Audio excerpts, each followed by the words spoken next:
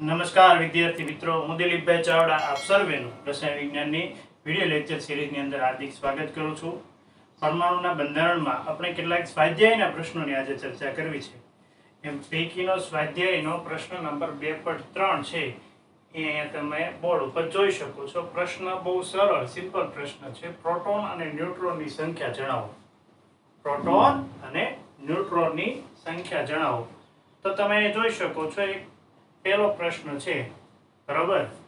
એમાં આ જે સંજ્ઞા કાર્બન છે, કાર્બનની ડાબી બાજુ નીચેના તરફ પરમાણુ ક્રમાંક લખેલો છે। પરમાણુ ક્રમાંકને જ આપણે શું કહીશું? જેટલો પરમાણુ ક્રમાંક હોય એટલી સંખ્યા કોની છે? પ્રોટોનની હશે। પરમાણુ ક્રમાંક જેટલી સંખ્યા કોની હોય? પ્રોટોનની હોય। તો આપણે એવું લખી શકીએ પ્રોટોન ની સંખ્યા બરાબર પરમાણવીય ક્રમાંક, બરોબર છે। તો અહીંયા પ્રોટોનની સંખ્યા ધન વિદ્યુત ભારિત પ્રોટોનની સંખ્યા કેટલી થશે? પરમાણુ ક્રમાંક જેટલી એટલે કે 6। ત્યાર પછી બીજો પ્રશ્ન છે ન્યુટ્રોનની સંખ્યા। તો ન્યુટ્રોનની સંખ્યા મેળવવું સૂત્ર શું છે? A - Z। આ જે નીચે ડાબી બાજુ નીચે Z હોય તો ઉપર શું હશે? E હશે। ઉપરનું જે મૂલ્ય દર્શાવે છે એ એટલે કે પરમાણવીય દળ અથવા તો દળ ક્રમાંક દર્શાવે છે। તો A13 પરમાણવિક દળ 13 છે અને પરમાણવીય ક્રમાંક અથવા પ્રોટોનની સંખ્યા કેટલી છે? 6। તો ન્યુટ્રોનની સંખ્યા અહીં કેટલી થશે? તટસ્થ વીજભાર ધરાવતા ન્યુટ્રોન કણોની સંખ્યા અહીંયા થશે 7 અને પ્રોટોનની સંખ્યા કેટલી થશે? 6। ખૂબ સરળ પ્રશ્ન થાય। એવી જ રીતે હવે આપણે ડિટેલમાં નહીં જઈએ, પહેલા પ્રશ્ન દ્વારા તમે ઘણું બધું સમજ્યા છો। અહીંયા પરમાણુ ક્રમાંક ડાબી બાજુ નીચેના ભાગમાં દર્શાવવામાં આવે Z અને પ્રોટોનની સંખ્યા એ બંનેનું મૂલ્ય કેટલું થશે? 8 થશે।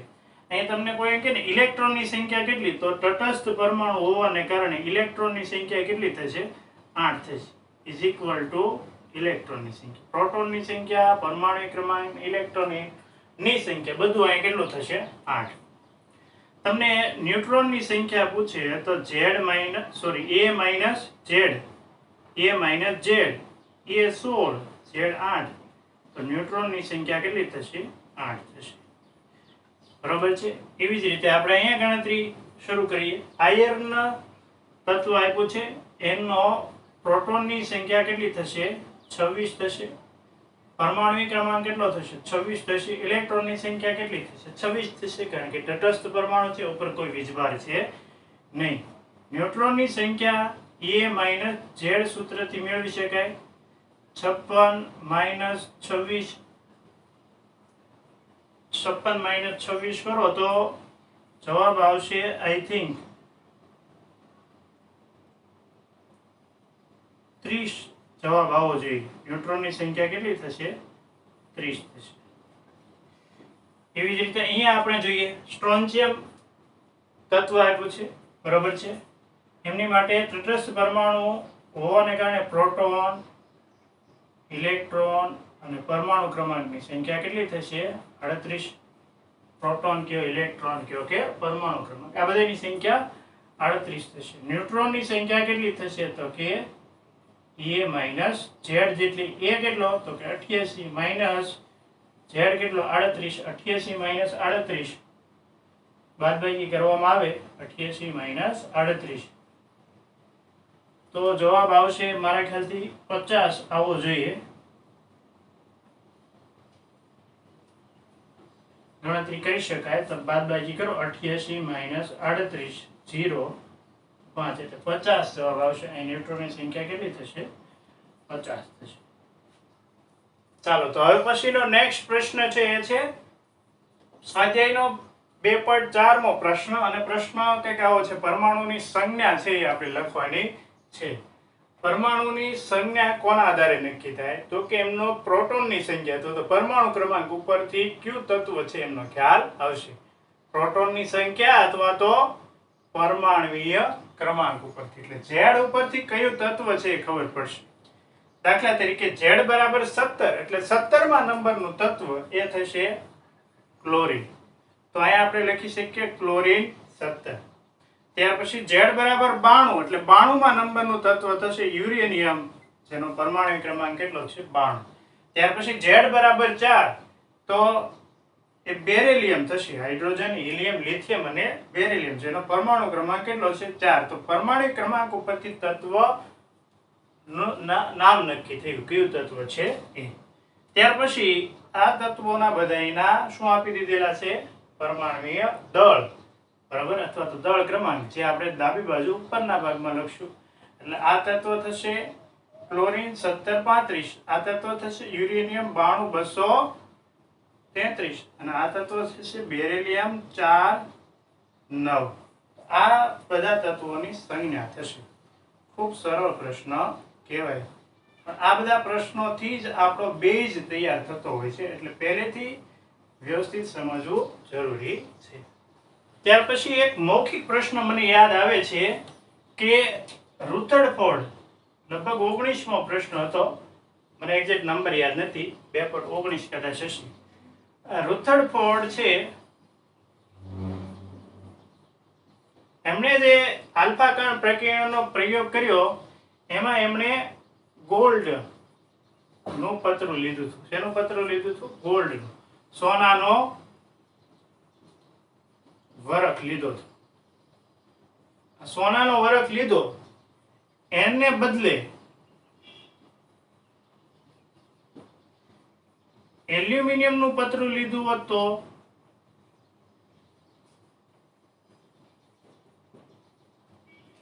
તો શું થાય? આ આપણો પ્રશ્ન છે. હવે આ પ્રશ્નના જવાબ માટે આપણે થોડોક એ રુથરફોર્ડના પ્રયોગની આછી ઝલક છે એ મેળવીએ. તો અહીંયા આપણે સોનાનો પરમાણુ કલ્પના કરી હતી અને અહીંયા કંઈક એમનું કેન્દ્ર છે એમની વાત કરી હતી, અને કેન્દ્રમાં પ્રોટોન હશે, પણ ગોલ્ડ માટે ગોલ્ડનો એક પરમાણુ હોય તો એમની અંદર પ્રોટોન કેટલા, કેન્દ્રમાં પ્રોટોન કેટલા હશે? તો કે એમના કેન્દ્રમાં લગભગ 79 પ્રોટોન હશે. કેટલા હશે? 79, કારણ કે એમનો પરમાણુ ક્રમાંક સમથિંગ 79 જેટલો થાય છે. તો પ્રોટોનની સંખ્યા કેટલી થશે? 79 પ્રોટોન. તો 79 પ્રોટોનનો ધન વીજભાર છે એ આ આલ્ફા કણો અહીંથી આવે છે ને એને અપા કરશે. શું કરશે? એમને અપા કરશે. 79 પ્રોટોનનો ધન વીજભાર, એ ધન વીજભારિત, અને આલ્ફા કણો જે આવે છે, આલ્ફા કણો, એ આલ્ફા કણોને આપણે કઈ સંજ્ઞાથી દર્શાવીએ છીએ? તો તમને ખ્યાલ હોવો જોઈએ કે આલ્ફા કણો હિલિયમ કેન્દ્ર છે. હિલિયમ, આલ્ફા કણો શું છે? હિલિયમ કેન્દ્ર છે. તો હિલિયમ 2 4 +2 એટલે એમના ઉપર પણ ધન વીજભાર હોય છે, +2 અને 2 જેટલો ધન વીજભાર હશે, બરોબર છે.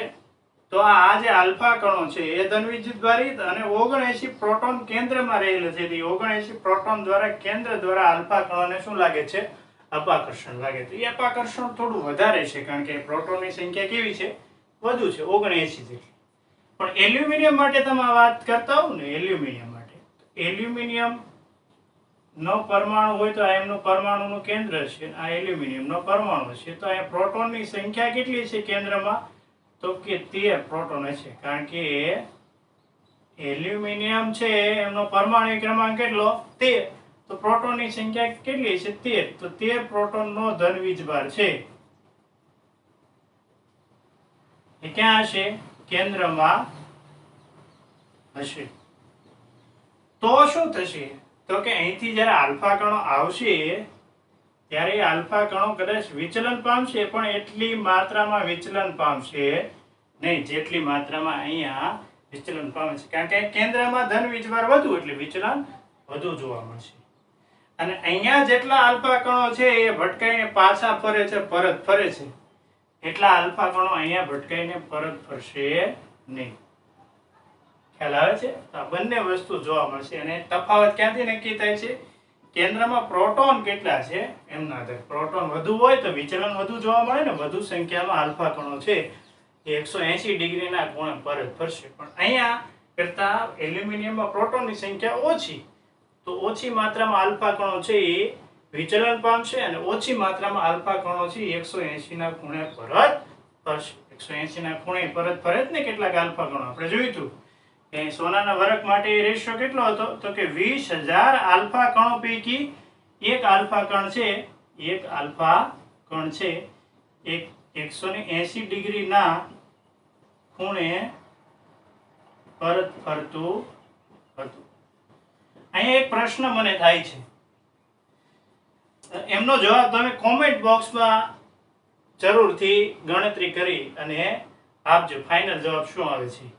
કે જો 20,000 આલ્ફા કણો પૈકી એક આલ્ફા કણ છે 180 ડિગ્રીના ખૂણે પરત ફરતું હોય તો કેટલા ટકા આલ્ફા કણો 180 ડિગ્રીના ખૂણે પરત ફર્યા કહેવાય? બરાબર છે. આ આપણો પ્રશ્ન છે. પ્રશ્ન કંઈક આ રીતનો રહેશે કે 20,000 આલ્ફા કણો પૈકી એક આલ્ફા કણ પરત ફરતું હોય તો કેટલા ટકા આલ્ફા કણો છે એ પરત ફર્યા કહેવાય? જવાબ ક્યાં તમે લખીને મૂકશો તો કે કોમેન્ટ બોક્સ ની અંદર જવાબ લખવાનો રહેશે. કોમેન્ટ બોક્સમાં તમારો જવાબ લખવો.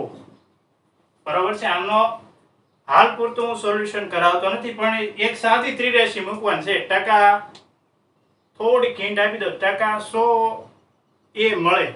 ટકા 100 એ મળે. 20,000 એક આલ્ફા કણ પરત ફરે તો બીજી ત્રિરેખી છે તમે જાતે લખી અને કોમેન્ટ બોક્સમાં યોગ્ય જવાબ છે મેળવી શકો. તો કેટલા ટકા આલ્ફા કણો અહીંયા પરત ફર્યા છે એનો જવાબ તમને ટકામાં મળશે. ચાલો નેક્સ્ટ પ્રશ્ન તરફ જઈએ. ચાલો હવે પછીનો પ્રશ્ન છે એ પ્રશ્ન કંઈક આવો છે. પ્રશ્ન નંબર 2.1 અને એમનો પહેલો પ્રશ્ન છે કે 1 ગ્રામ જો ઇલેક્ટ્રોનનું વજન હોય તો એમાં કેટલા ઇલેક્ટ્રોન હશે? ઇલેક્ટ્રોનની સંખ્યા કેટલી? તો આમનો જવાબ આપણે મેળવવો છે. આપણને કેટલી બાબતો ખબર છે કે ભાઈ આપણે ઇલેક્ટ્રોનનું દળ છે એ જાણીએ છીએ. કેટલું હોય છે તો કે 9.1 ગુણ્યા 10 ની માઈનસ 31 ઘાત. 9.1 ગુણ્યા 10 ની માઈનસ 31 ઘાત કિલોગ્રામ જેટલું દળ છે એ એક ઇલેક્ટ્રોનનું દળ છે.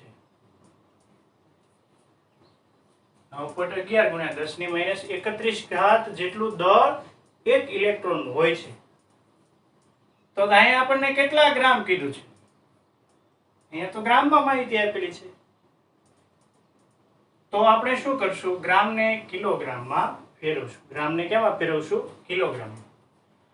તો 1 ગ્રામ બરાબર કેટલા કિલોગ્રામ? આપણે મેળવીએ 1 ગ્રામ બરાબર કેટલા કિલોગ્રામ થશે? 1 ગ્રામ બરાબર કેટલા કિલોગ્રામ થશે? તો કે 10 ની માઈનસ 3 ઘાત કિલોગ્રામ. જો અહીં કિલોગ્રામ છે તો અહીંયા પણ કિલોગ્રામ લેવું પડે. અહીં સીધી ગ્રામ વાળી માહિતી મૂકી શકાય નહીં. કિલોગ્રામ સાથે ત્રિરાશીમાં કોને લેવું પડે?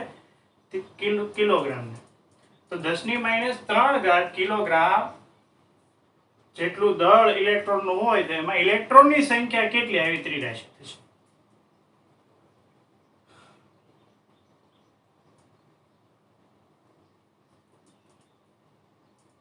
હવે આપણે તમે ત્રિરાશી મૂકી દીધી. એક ઇલેક્ટ્રોનનું દળ છે એટલે કે ઇલેક્ટ્રોનની સંખ્યા કેટલી થઈ? ઇલેક્ટ્રોનની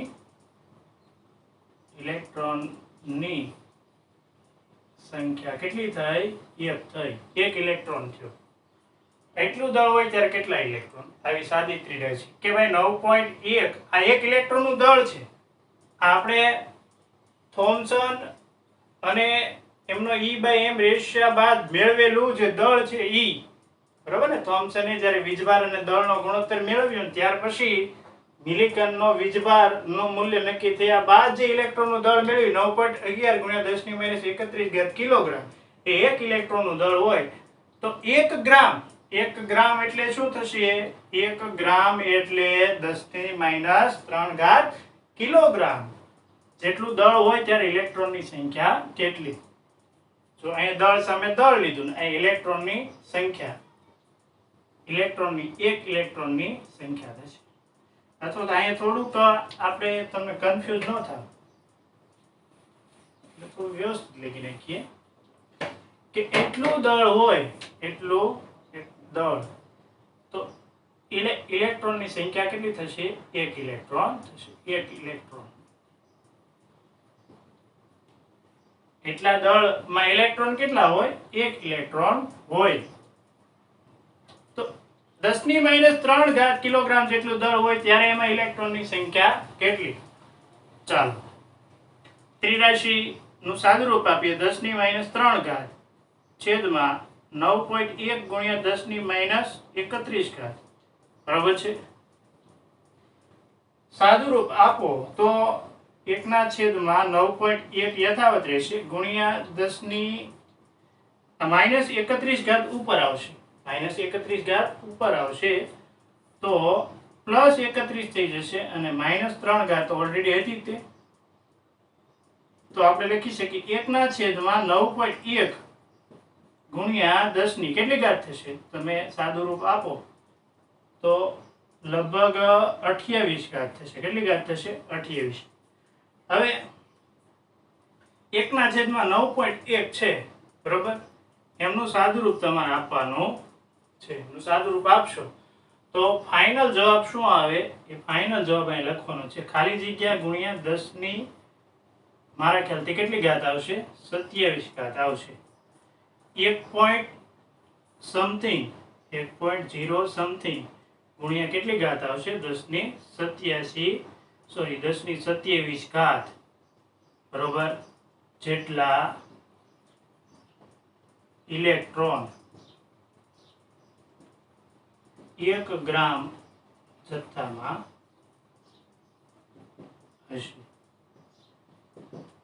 અહીંયા જે ખાલી જગ્યા છે તમારે પૂરવાનું રહેશે, કારણ કે મારી પાસે કેલ્ક્યુલેટર છે નહીં અને એ બધી ગણતરીઓ છે એ મૌખિક મુશ્કેલીમાં મૂકી દે. એટલે મૌખિક ગણતરીઓ ન થાય. તમે 1.0 સમથિંગ ગુણ્યા 10⁻27 ઘાત જેટલો ઇલેક્ટ્રોનની સંખ્યા 1 ગ્રામ જેટલા જથ્થાની અંદર હશે મેળવી લેજો.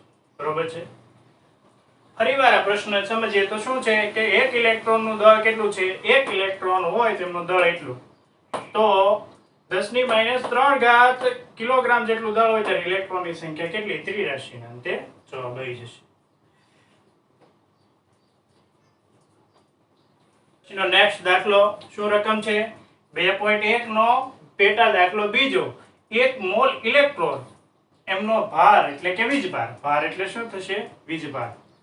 ભાર એટલે વીજભાર, ખાસ ધ્યાન રાખજો. અને દળ એટલે દળ.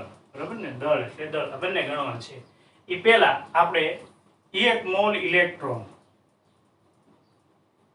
એટલે કેટલા ઇલેક્ટ્રોન? 1 મોલ ઇલેક્ટ્રોન આપણે એવું કીધું 1 મોલ પંખા તો કેટલા પંખા?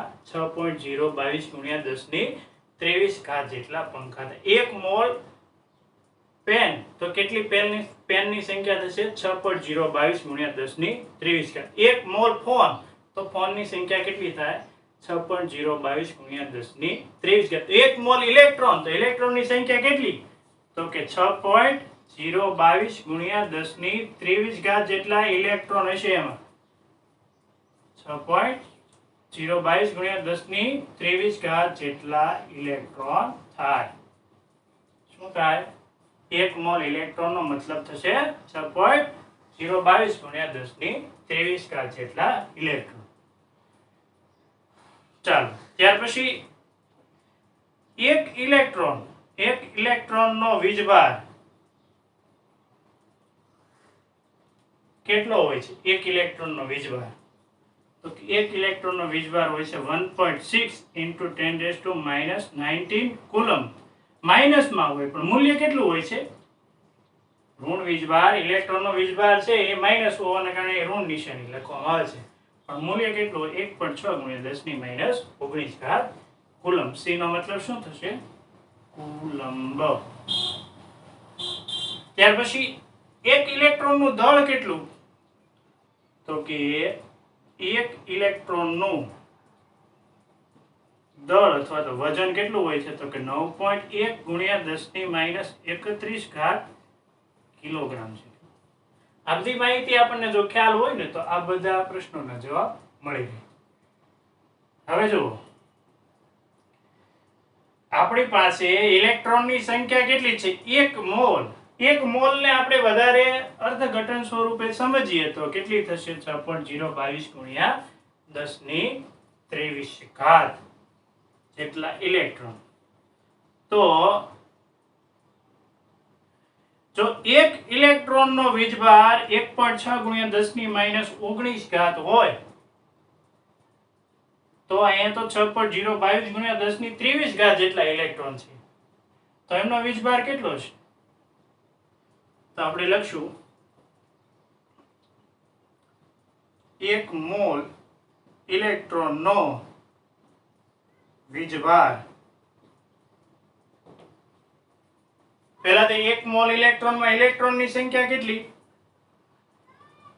ઇલેક્ટ્રોનની સંખ્યા કેટલી હશે તો કે 6.022 ગુણ્યા 10⁻23 અને એટલા બધા ઇલેક્ટ્રોન છે, બરોબર છે. એમાં વીજભાર મેળવો છે તો આપણને એક ઇલેક્ટ્રોનનો વીજભાર ખબર હોય છે.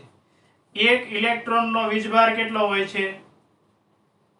એક ઇલેક્ટ્રોનનો વીજભાર તો કે 1.6 ગુણ્યા 10⁻19. જો એક ઇલેક્ટ્રોનનો વીજભાર 1.6 ગુણ્યા 10⁻19 જેટલો હોય તો આપણી પાસે ઇલેક્ટ્રોન કેટલા?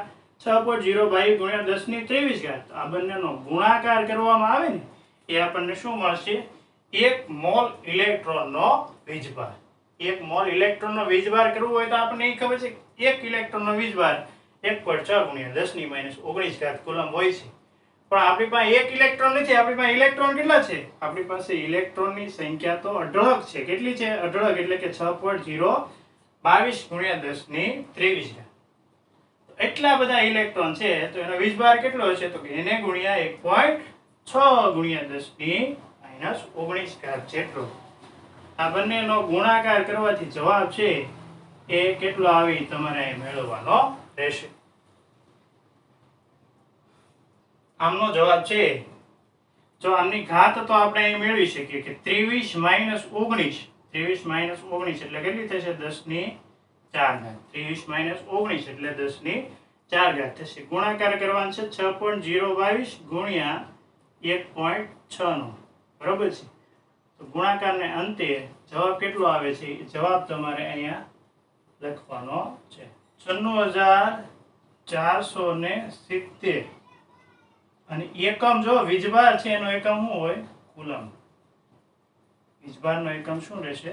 કુલમ. આને એપ્રોક્સિમેટ મૂલ્ય ગણતરીની સરળતા ખાતર 96500 કુલમ લઈ લેવામાં આવે છે. ધોરણ 12 માં ઉપયોગી થશે. ધોરણ 12 માટેની આ માહિતી છે. 96470 છે એમને ગણતરી ખાતર આપણે કેટલું મૂલ્ય લઈ લઈશું? 96500. 1 મોલ ઇલેક્ટ્રોન સાહેબ, 1 મોલ ઇલેક્ટ્રોન એટલે 96500 કુલમ જેટલો એનો વીજભાર હશે, અથવા તો 96500 કુલમને 1 ફેરાડે પણ કહેવામાં આવે છે. 96500 કુલમ બરાબર શું થશે? 1 ફેરાડે. આ પણ માહિતી યાદ રાખજો, બરાબર છે. તો ફરી અહીંયા ધ્યાન રાખી લેજો કે ભાઈ આપણી પાસે 1 મોલ ઇલેક્ટ્રોન છે તો 1 મોલ ઇલેક્ટ્રોનમાં ઇલેક્ટ્રોનની સંખ્યા હોય 6.022 ગુણ્યા 10⁻23 અને એક ઇલેક્ટ્રોનનો વીજભાર કેટલો હોય છે? 1.6 ગુણ્યા 10⁻19. તો આપણી પાસે તો એટલા ઇલેક્ટ્રોન છે તો એનો વીજભાર કેટલો તો કે n ગુણ્યા 1.6 ગુણ્યા 10⁻19. અને અંતે જવાબ આવશે 96470 કુલમ, જેને આપણે 96500 કુલમ તરીકે ગણતરીની સરળતા ખાતર લઈ લઈએ છીએ. અહીંયા સાથે સાથે બીજો પણ એક પ્રશ્ન પૂછ્યો છે. કયો બીજો પ્રશ્ન છે કે 1 મોલ ઇલેક્ટ્રોન છે એમનું દળ કેટલું? તો આપણને એ ખબર છે કે એક ઇલેક્ટ્રોનનું દળ કેટલું. ભાઈ એક ઇલેક્ટ્રોનનું દળ 9.1 કેટલું હોય? એક ઇલેક્ટ્રોનનો દળ છે એ 9.1 ગુણ્યા 10⁻31 જેટલું હોય તો બે ઇલેક્ટ્રોનનો કેટલું હોય? એને ગુણ્યા 2. 3 ઇલેક્ટ્રોનનું કેટલું હોય એને ગુણ્યા 3, 4 ઇલેક્ટ્રોનનું દળ કેટલું હોય એને ગુણ્યા 4. તો આપણી પાસે ઇલેક્ટ્રોન કેટલા છે? 1 મોલ ઇલેક્ટ્રોન. 1 મોલ ઇલેક્ટ્રોન એટલે ઇલેક્ટ્રોનની સંખ્યા કેટલી થશે? તો કે 6.022 ગુણ્યા 1023 જેટલા શું થશે? ઇલેક્ટ્રોન. 1 મોલ ઇલેક્ટ્રોનનો મતલબ થશે એટલા ઇલેક્ટ્રોન. ચાલો, 1 ઇલેક્ટ્રોન છે એમનું દળ કેટલું છે? તો કે 1 ઇલેક્ટ્રોનનું દળ 1 ઇલેક્ટ્રોનનું દળ કેટલું હોય છે? તો કે 9.1 ગુણ્યા 10-31 કિલોગ્રામ જેટલું. તો આ બંનેનો ગુણાકાર કરશું એટલા ઇલેક્ટ્રોન છે. 1 ઇલેક્ટ્રોનનું દળ એટલું હોય તો કુલ દળ કેટલું થશે? તો કુલ દળ આ બંનેના ગુણાકાર જેટલું થશે. ગુણાકાર કરીએ તો પેલા ઘાતની જે કંઈ સાદુરૂપ થતું હોય આપણે આપીએ તો 10 ની કેટલી ઘાત આવશે? -8 ઘાત. -31 વત્તા 23 કેટલી થશે? 10 ની -8 ઘાત.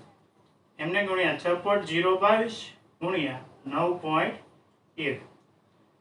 આમનું સાદું રૂપ આપો એટલે જવાબ આવશે. બરોબર છે? ચાલો મેળવો.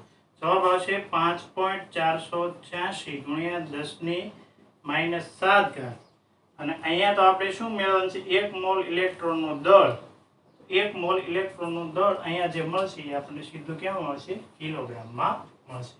સીધું કિલોગ્રામમાં મળશે. 1 મોલ ઇલેક્ટ્રોનનું દળ મેળવવું હોય તો પહેલા 1 મોલ ઇલેક્ટ્રોનમાં ઇલેક્ટ્રોનની સંખ્યા કેટલી એને ગુણ્યા 1 ઇલેક્ટ્રોનનું દળ કેટલું બેનો ગુણાકાર કરો એટલે તમને શું મળી જશે? સીધું 1 મોલ ઇલેક્ટ્રોનનું દળ મળી જશે. ચાલો